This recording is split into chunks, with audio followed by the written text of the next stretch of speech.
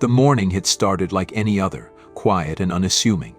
The 911 dispatcher answered the call, her voice steady despite the chaos on the other end. A woman sobbed uncontrollably, barely able to articulate the scene before her. "I think she's dead," the woman choked out. The dispatcher tried to calm her down, but the hysteria in her voice was palpable. Something was horribly wrong at the cozy home on Avoca Street. When I arrived at the scene, the house appeared normal at first glance. It was a modest, well-maintained home in a quiet neighborhood, the kind of place where such horrors seemed inconceivable.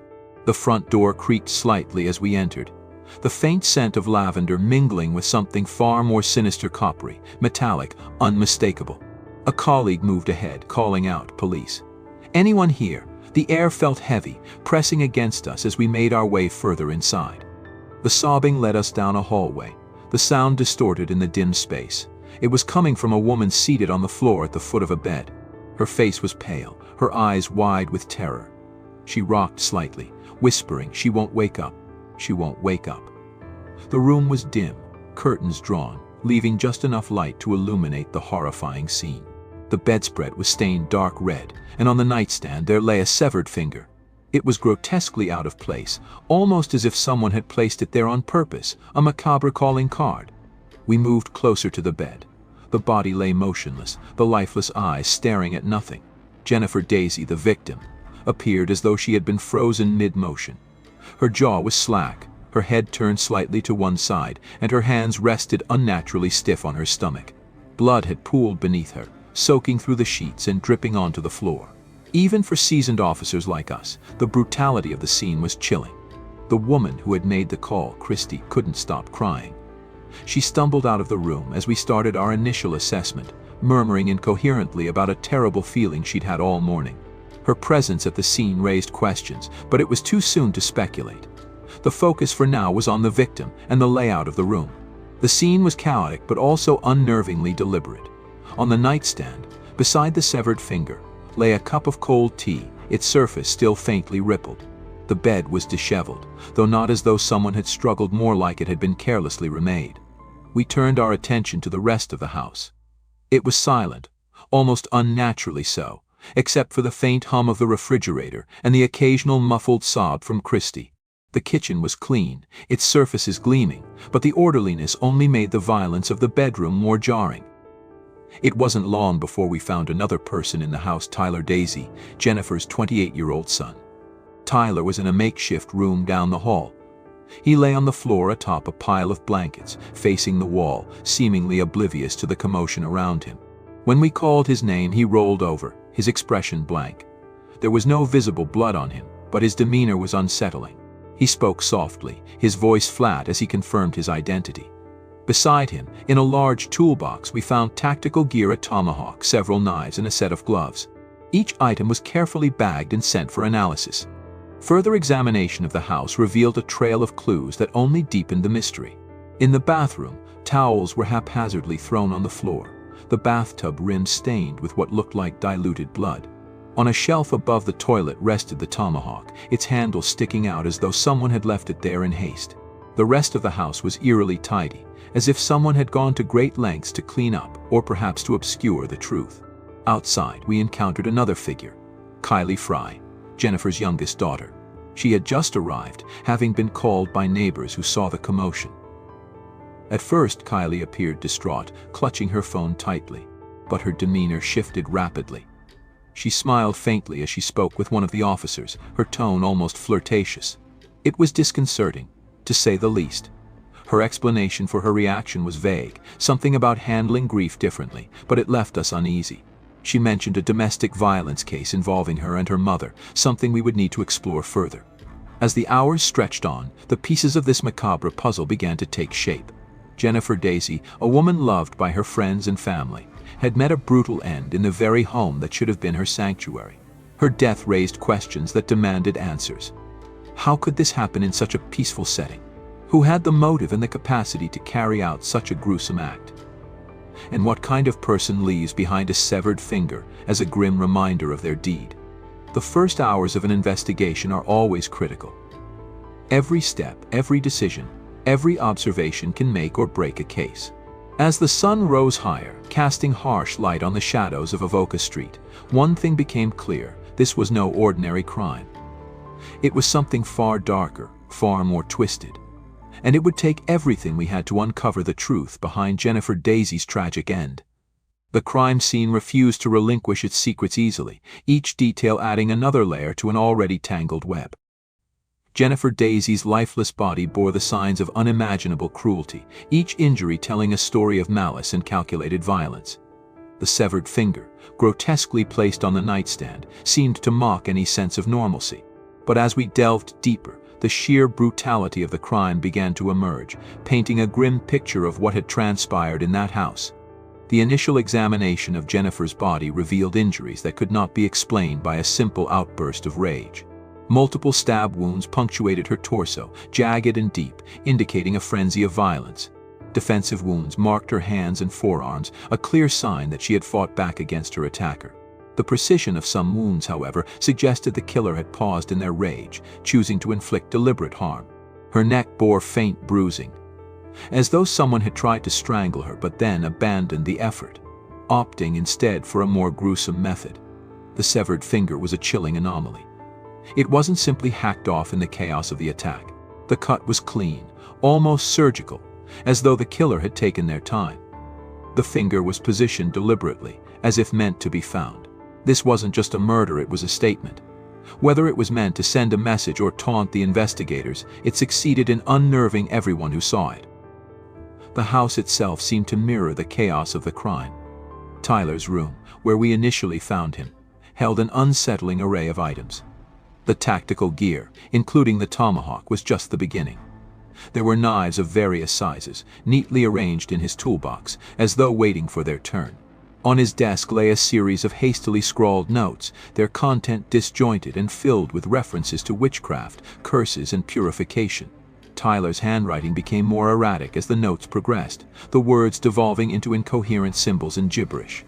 In the bathroom, the presence of blood-stained towels and a damp tomahawk hinted at an attempt to clean up the scene. Yet the effort was half-hearted, almost as though the killer wanted to be caught or believed they couldn't be. The tomahawk itself, while ominous, bore no visible bloodstains, adding to the growing list of contradictions. We bagged it for evidence, hoping the crime lab could extract more clarity than we could at the scene. Tyler's interview brought no relief from the tension.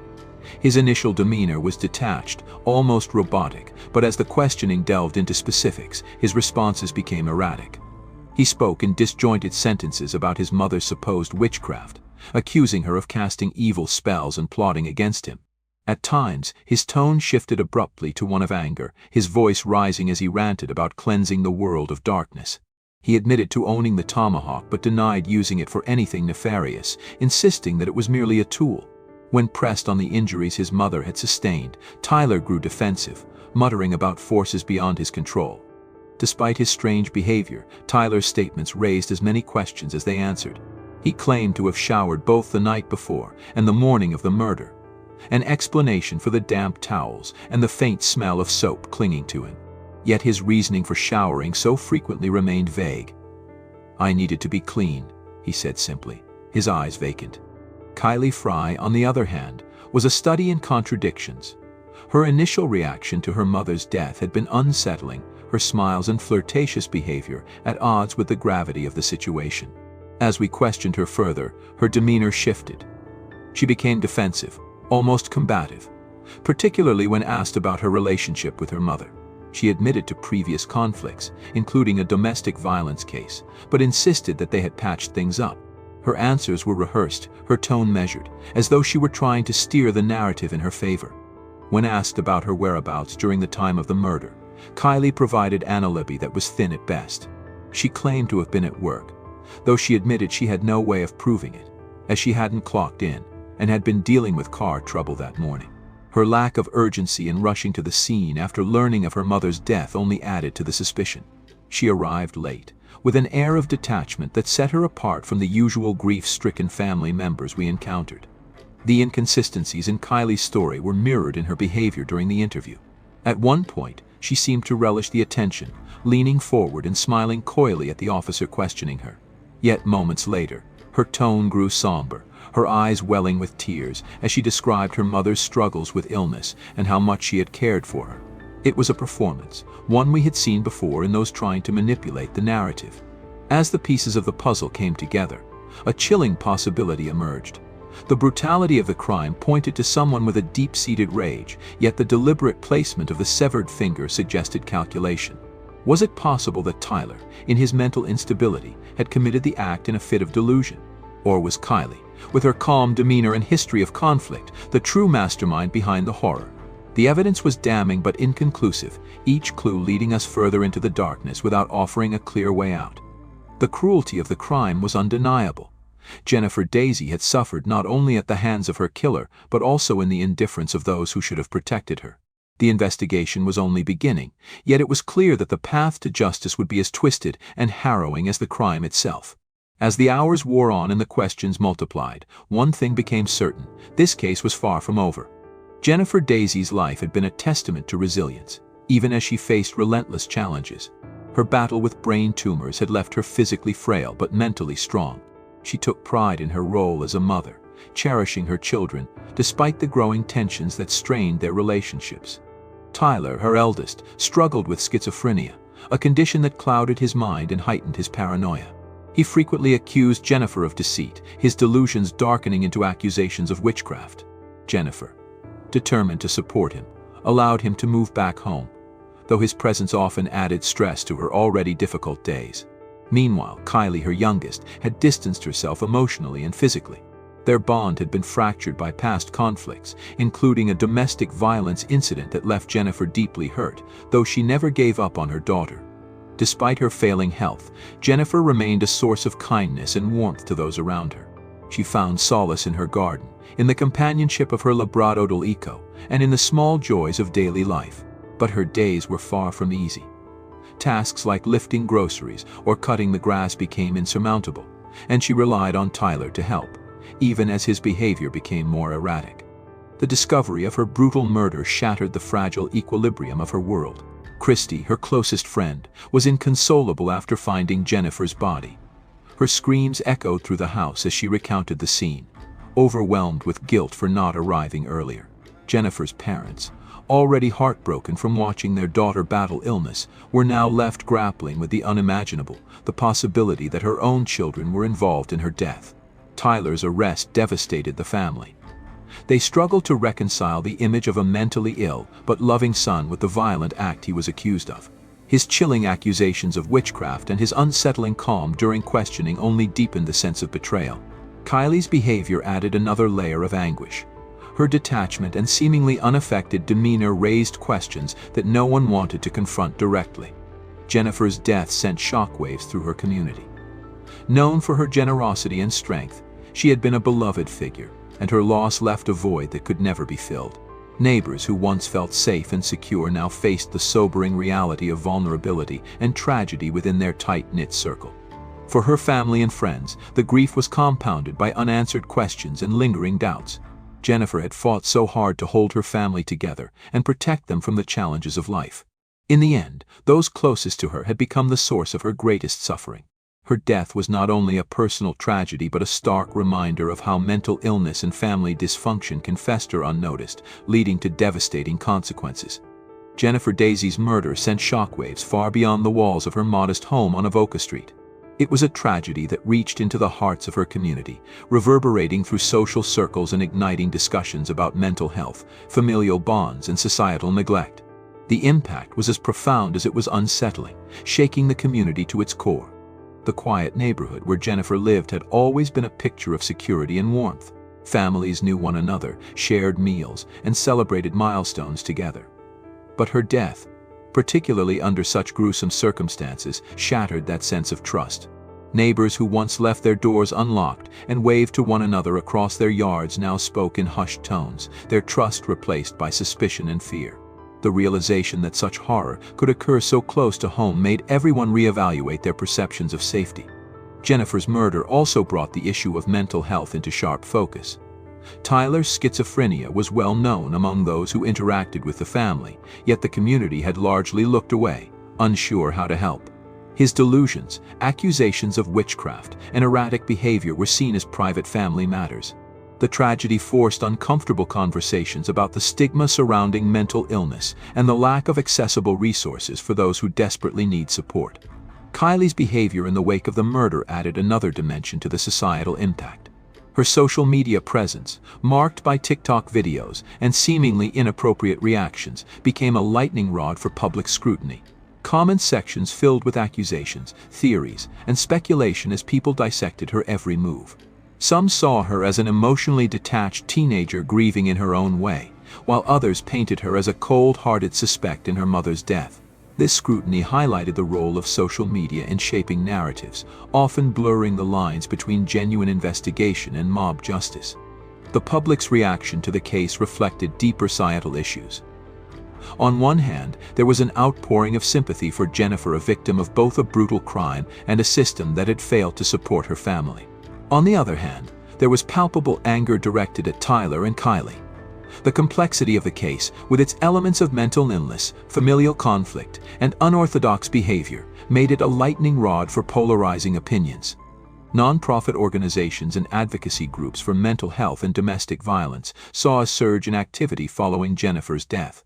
Helplines reported increased calls from people seeking advice for managing family members with mental health challenges.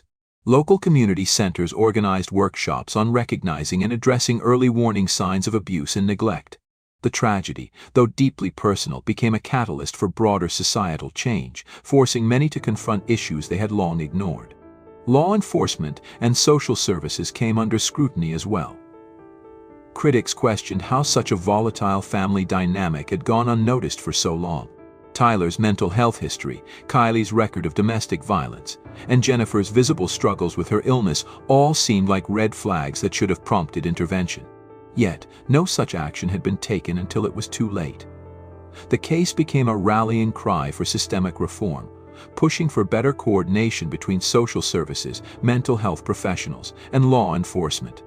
The ripple effects of Jennifer's death extended beyond the immediate community. News outlets covered the case extensively, painting it as a cautionary tale about the dangers of untreated mental illness and familial breakdown. The story captivated audiences, not just for its gruesome details but for the deeper questions it raised about society's role in preventing such tragedies. It sparked debates about responsibility, how much of the blame lay with the family, and how much with the broader community and its institutions. For those closest to Jennifer, the impact was personal and devastating. But for the society at large, her death was a harsh reminder of the fragility of human connections and the consequences of ignoring the warning signs that often precede such horrors.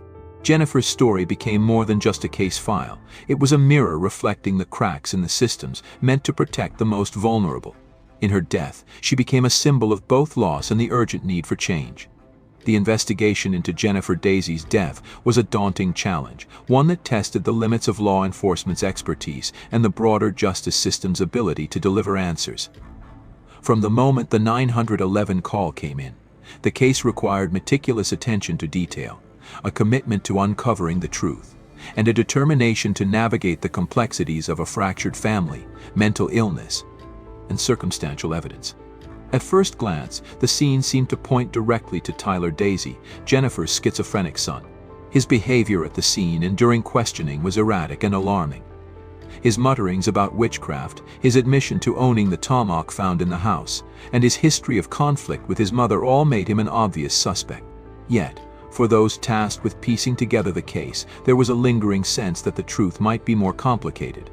From the outset, law enforcement faced significant challenges. The evidence, while compelling, was far from conclusive. The tomahawk, despite being a focal point of suspicion, tested negative for blood and DNA. Tyler's disjointed statements, though troubling, lacked a clear confession or timeline. Investigators had to determine whether his behavior was indicative of guilt or simply a manifestation of his mental illness. Equally concerning was Kylie Fry's behavior. Her demeanor during questioning and her history of conflict with her mother raised serious red flags. She had a domestic violence case on record, and her casual, almost indifferent response to her mother's death was in stark contrast to the reactions of others. Despite these concerns, Kylie was not investigated with the same rigor as Tyler. Her alibi, though thin, was not aggressively challenged, leaving questions about whether her role in the family dynamics was fully explored. The lack of forensic evidence connecting either sibling directly to the crime scene compounded the difficulties. While there were clear signs of a violent struggle in Jennifer's bedroom, the scene lacked the physical evidence needed to definitively link the crime to one suspect. The absence of usable fingerprints, blood, or DNA from the primary murder weapon left investigators reliant on circumstantial evidence and psychological profiles. The trial that followed was a grueling ordeal. Tyler Daisy's erratic behavior during his questioning carried over into the courtroom. His refusal to attend parts of the proceedings and his bizarre letter to the court proclaiming his innocence in cryptic, pseudo-religious language cast him in a troubling light.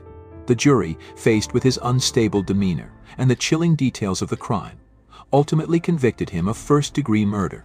The verdict brought closure to some but left others questioning whether justice had truly been served. Kylie's role in the case was a lingering shadow. Her suspicious behavior and lack of an alibi remained a source of speculation, yet she was never charged or formally implicated.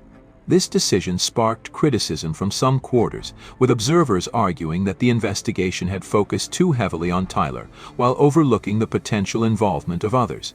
For law enforcement, the case became a stark reminder of the limitations of the system.